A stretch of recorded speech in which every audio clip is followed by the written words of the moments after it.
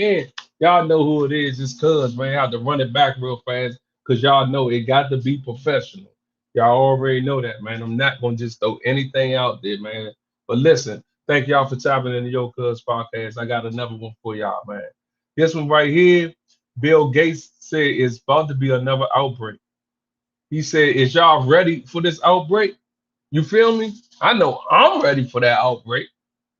Thank y'all for tapping in. PSA, I'm going in. Y'all already know. Thank y'all for tapping into Yo Cuz podcast. Let's go.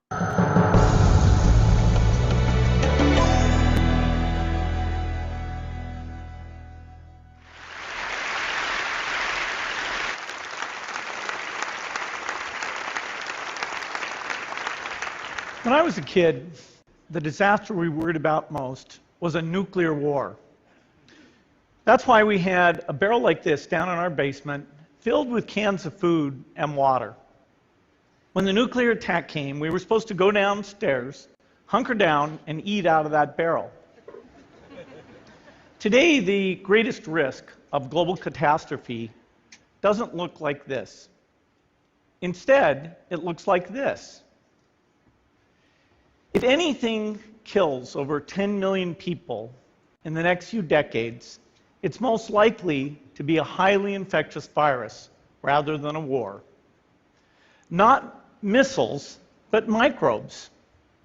Now, part of the reason for this is that we've invested a huge amount in nuclear deterrence, but we've actually invested very little in a system to stop an epidemic. We're not ready for the next epidemic. Let's look at Ebola. I'm sure all of you read about it in the newspaper. Lots of tough challenges. I followed it carefully through the case analysis tools we use to track polio eradication. And as you look at what went on, the problem wasn't that there was a system that didn't work well enough. The problem was that we didn't have a system at all. In fact, there are some pretty obvious key missing pieces. We didn't have a group of epidemiologists ready to go who would have gone, seen what the disease was, see how far it had spread. The case reports came in on paper. It was very delayed before they were put online, and they were extremely inaccurate. We didn't have a medical team ready to go. We didn't have a way of preparing people. Now, Médecins Sans Frontières did a great job orchestrating volunteers, but even so, we were far slower than we should have been getting the thousands of workers into these countries. And a large epidemic would require us to have hundreds of thousands of workers. There was no one there to look at treatment approaches, no one to look at the diagnostics, no one to figure out what tools should be used. As an example, we could have taken the blood of survivors, processed it, and put that plasma back in people to protect them. But that was never tried. So there was a lot that was missing, and these things are really a global failure. The WHO is funded to monitor epidemics, but not to do these things I talked about. Now in the movies, it's quite different. There's a group of handsome epidemiologists ready to go. They move in, they save the day, but that's just pure Hollywood. The failure to prepare could allow the next epidemic to be dramatically more devastating than Ebola. Let's look at the progression of Ebola over this year. About 10,000 people died, and nearly all were in the 3 West African countries. There's 3 reasons why it didn't spread more. Building your online business? Go to Wix.com and set up your store on a single integrated. The first is there was a lot of heroic work by the health workers. They found the people and they prevented more infections. The second is the nature of the virus. Ebola does not spread through the air. And by the time you're contagious, most people are so sick that they're bedridden. Third, it didn't get into many urban areas, and that was just luck. If it had gotten into a lot more urban areas, the case numbers would have been much larger. So next time we might not be so lucky. You can have a virus where people feel well enough while they're infectious that they get on a plane or they go to a market. The source of the virus could be a natural epidemic like Ebola, or it could be bioterrorism. And so there are things that would literally make things 1,000 times worse. In fact, let's look at a model of a virus spread through the air like the Spanish flu back in 1918. So here's what would happen. It would spread throughout the world very, very quickly. And you can see there's over 30 million people die from that epidemic. So this is a serious problem. We should be concerned. But in fact, we can build a really good response system. We have the benefits of all the science and technology that we talk about here. We've got cell phones to get information from the public and get information out to them. We have satellite maps where we can see where people are and where they're moving. We have advances in biology that should dramatically change the turnaround time to look at a pathogen and be able to make drugs and vaccines that fit for that pathogen. So we can have tools, but those tools need to be put into an overall global health system, and we need preparedness. The best lessons, I think, on how to get prepared are, again, what we do for war. For soldiers, we have full-time waiting to go. We have reserves that can scale us up to large numbers. NATO has a mobile unit that can deploy very rapidly. NATO does a lot of war games to check, are people well trained? Do they understand about fuel and logistics and the same radio frequencies? So they are absolutely ready to go. So those are the kinds of things we need to deal with an epidemic. What are the key pieces? First is we need strong health systems in poor countries. That's where mothers can give birth safely, kids can get all their vaccines, but also where we'll see the outbreak very early on. We need a medical reserve corps. Lots of people who've got the training and background who are ready to go with the expertise. And then we need to pair those medical people with the military, taking advantage of the military's ability to move fast, do logistics, and secure areas. We need to do simulations, germ games, not war games, so that we see where the holes are. The last time a germ game was done in the United States was back in 2001, and it didn't go so well. So far, the score is germs 1, people 0. Finally, we need lots of advanced R&D in areas of vaccines and diagnostics. There are some big breakthroughs, like the adeno-associated virus, that could work very, very quickly. Now, I don't have an exact budget for what this would cost, but I'm quite sure it's very modest compared to the potential harm. The World Bank estimates that if we have a worldwide flu epidemic, global wealth will go down by over $3 trillion. And we'd have millions and millions of deaths. That's crazy. These investments offer significant benefits beyond just being ready for the epidemic. The primary health care, the R&D, those things would reduce global health equity and make the world more just as well as more safe. So I think this should absolutely be a priority. There's no need to panic. We don't have to hoard cans of spaghetti or go down into the basement. But we need to get going because time is not on our side. In fact, if there's one positive thing that can come out of the Ebola epidemic, it's that it can serve as an early warning, a wake-up call to get ready. If we start now, we can be ready for the next epidemic. Thank you.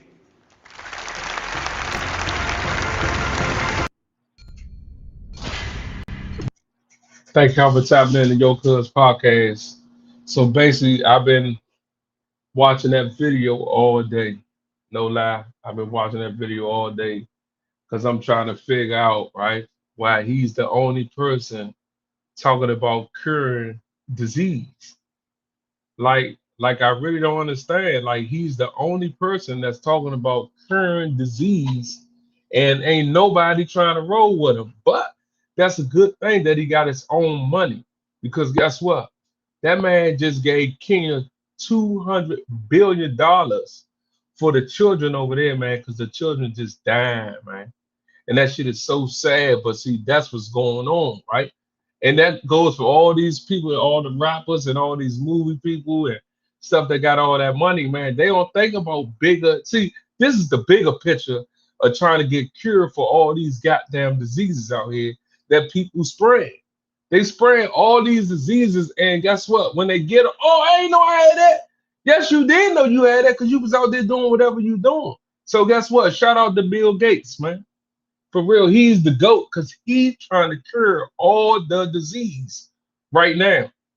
Nah, for real. So look, it's another banger that I've been looking at all day, listen to all day, and I had to save it for my YouTube family.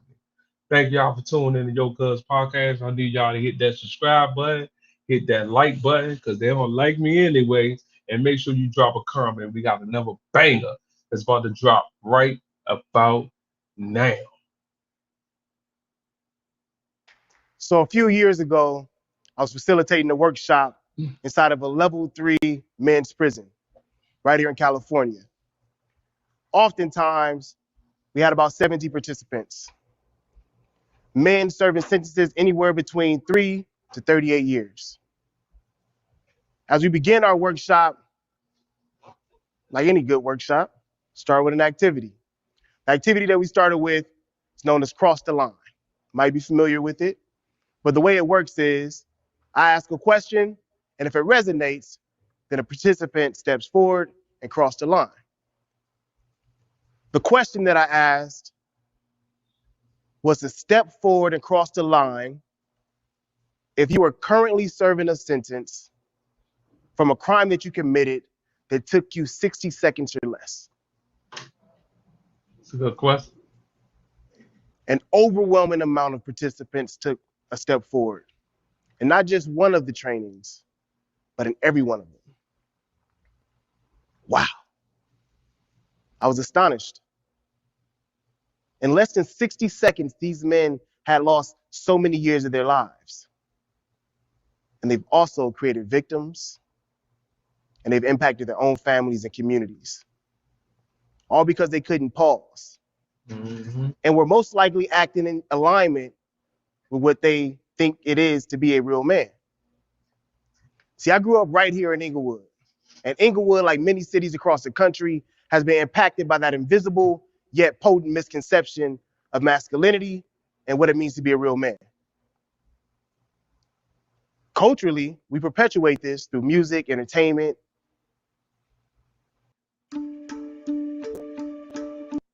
Thank y'all for tapping in. But this one right here, this a banger. What it means to be a real man. Thank y'all for tapping in. This thing real right here. Let's go. Men and boys view masculinity and what it means to be a real man. Now, sadly, I've lost too many of my own loved ones due to this misconception. Folks fueled by anger, jealousy, and a lack of self-accountability. It was the murder of my two best friends and my cousin, Robert Gary Jackson Jr., Trayvon Williams, Tyrone Tucker Jr., that really propelled me to become a healthy manhood and masculinity advocate and to go on to found the Giants Den Leadership Network for inspired Black men and boys, where we foster emotionally intelligent leaders who are also actively engaged in their communities. But this ain't how I started. Before I was known for this work, before I found my passion for supporting Black men and boys, I was known and celebrated for my aggression on a football field and also known for these hands. I was the guy who wanted to fight once folks start making one too many jokes. In fact, I often wanted to fight whenever I felt disrespected, which is okay in my community. Because in my community, it was okay and it was celebrated for young men to have short fuses and to be emotionally immature. I was taught that disrespect needed to be responded to with violence. That's how real men dealt with it.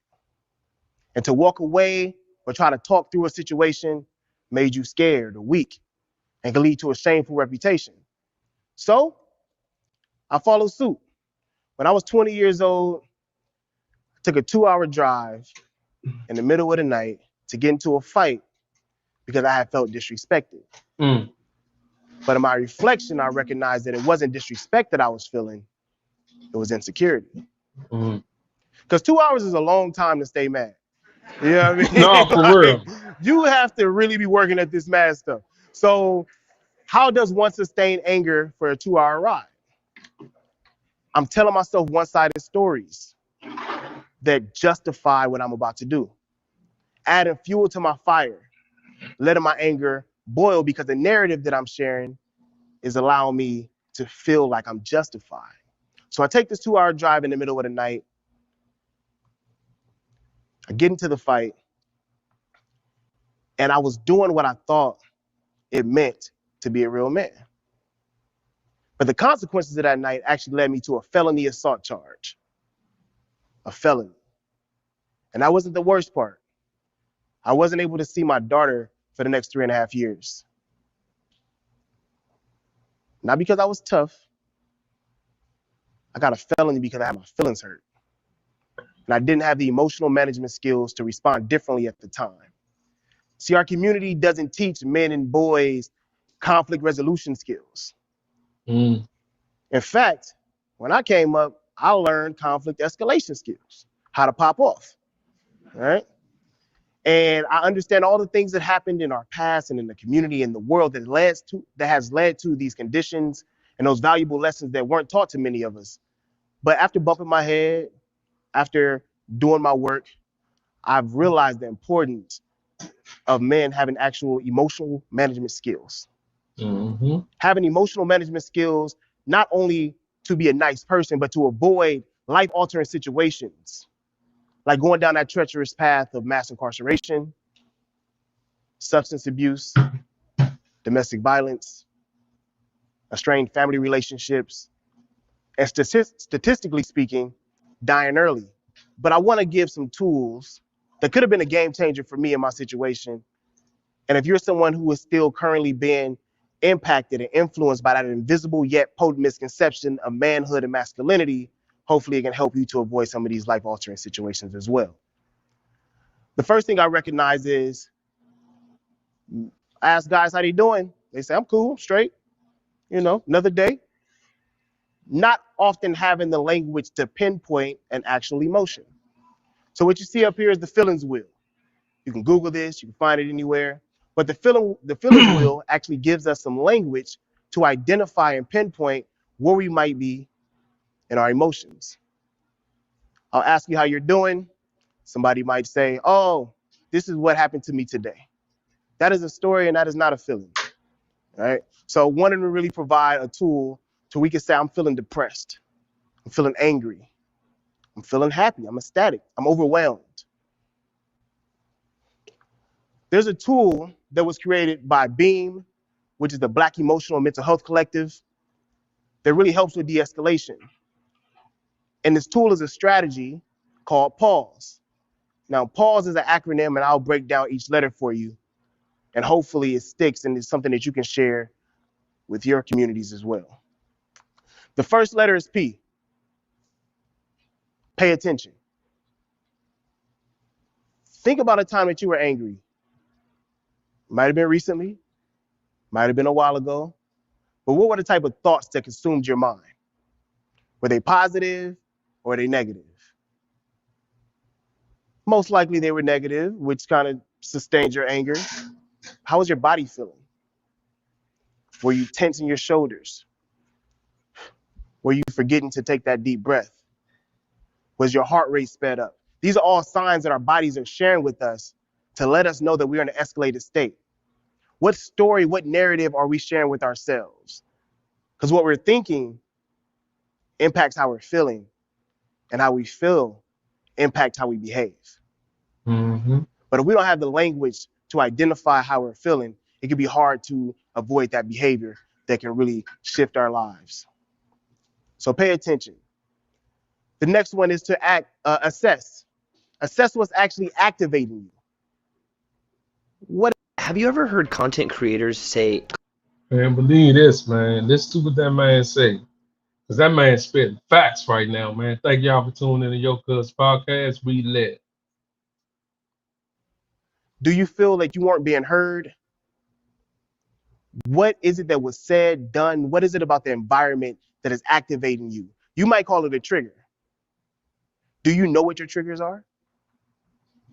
Do you know the environments, the people, the things that activate you? That's a great place to start.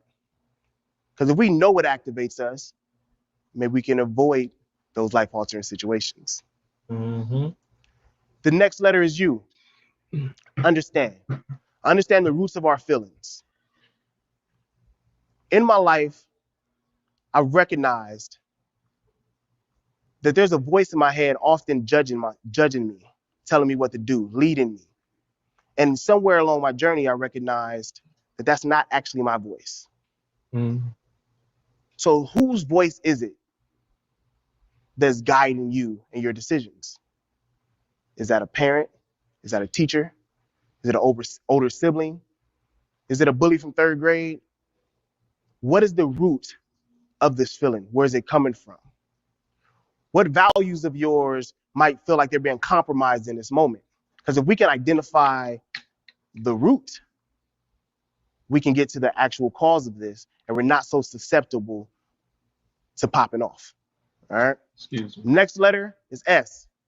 Set boundaries, separate yourself, ensure safety. I know sometime I don't want to walk away. We're going to handle this right now. I've never known that to be the best idea. To be calm, to be cool, to walk away into a safe environment so that you're ensuring safety for everyone. That's what a real man does. It's not only about me sharing with you how I'm feeling and what I'm doing and trying to convey my perspective, but it's also about ensuring safety for everyone who's in this space. And that might mean stepping away and coming back when cooler heads prevail. The last one is E, to empathize. How are other people experiencing me? What point were they trying to get across? How am I contributing to escalating this entire situation? Because the truth of the matter is, when there's disagreements, there's misunderstanding. And if we can just pause and try to consider what the other people are trying to convey to us, it can avoid a lot of those life-altering situations. Mm-hmm. Being a real man isn't about dominating others. Being a real man isn't about proving to other folks that we are what we naturally are. But a real man takes time to think about the impacts of their decisions, to think about the folks who are being impacted by their words, their thoughts, their behaviors. A real man takes a pause. Thank you. Thank y'all for tapping in, man. So basically, I understand what he was saying. To order to be a real man, you got to take care of your responsibilities. Let's start with that first, right? When it comes to responsibilities, everybody don't like it. You know where I'm coming from? What I mean by everybody don't like it is that when you owe, and you got responsibilities to hold up on. You can't go around here asking nobody for no money or something because you scared of responsibilities. That is not the way to go. The way to go is take care of your responsibilities. Be a man. You feel me? That's what men do. That's what men do. You know what I'm saying? Find out a vision. Make sure things happen when you want it to happen. That's what a man do. You feel me? That's what a man do, dog. For real. Like, I ain't lying.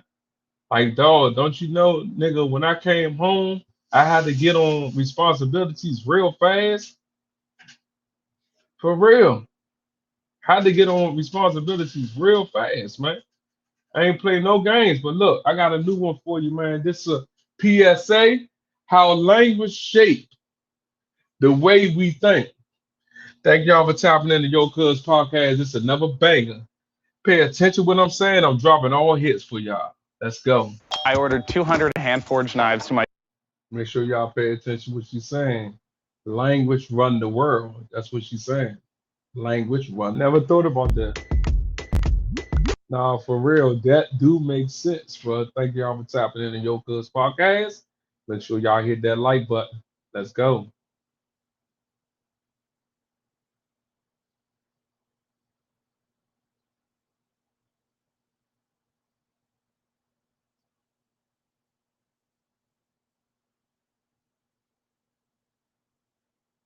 Remember, you said, but don't have experience. Hey dog, that do make sense like shit though, bro. I'm not lying, bro. She's making a lot of sense. Make sure y'all tap in. Hit that like button. We lit. Thank y'all for tapping into your cuz podcast. Y'all already know I'm coming with all bangers, but this one right here is how watch the way that you talk to people and different people because its meanings the way that you speak out your mouth.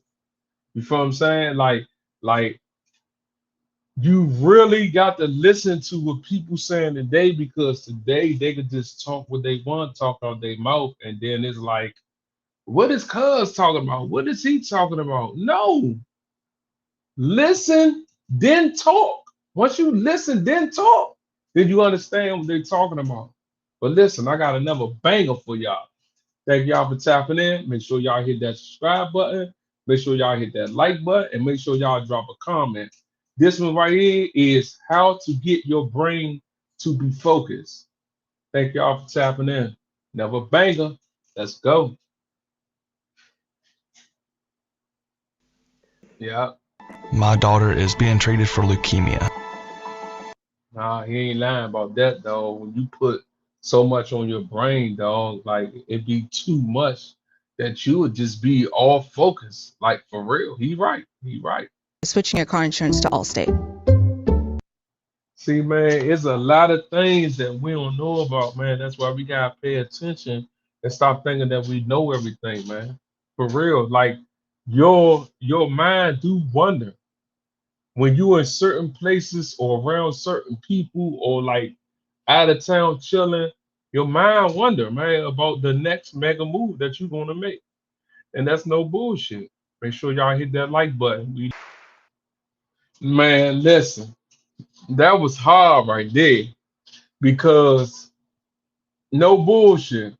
When you focus on something and somebody call you or something, you'll lose the whole focus of what you was doing. That would be the big part. You'd be like, damn, I forgot to do that, bro. It's not that you burned out, bro. You just forgot. Like he just said, you'll lose focus just like that, man, and it'll be so crazy. For real, man. Let's listen. Look at this one right here. How to motivate yourself to change. Let's go. Thank y'all for tapping into Your Cuz podcast. We lit. Make sure y'all hit that subscribe button, hit that like button, because we on. Slack is where we all communicate. Hey, that do make sense, dog. Everything she said makes sense. For real. I ain't lying. They do. I took two things that I love, dancing and dogs, and I made them into a successful business. Hi, I'm Ronnie. I'm the owner. Thank y'all for tapping into Your Cuz podcast. Y'all know what it is. Listen, man. Make sure y'all go watch all the videos, all the new skits, man, that just dropped, man. And I appreciate y'all watching all the positive videos that I put out tonight for y'all. Because this is Lit Thursday. Only thing I want to do, I want to make your brain sharper than it was yesterday. You feel me? That's why I'm so happy that y'all tapped in to Your Cuz podcast, man. We on 6 days a week, man. And I want to thank all y'all for subscribing to my channel. Thank y'all for keeping me lit.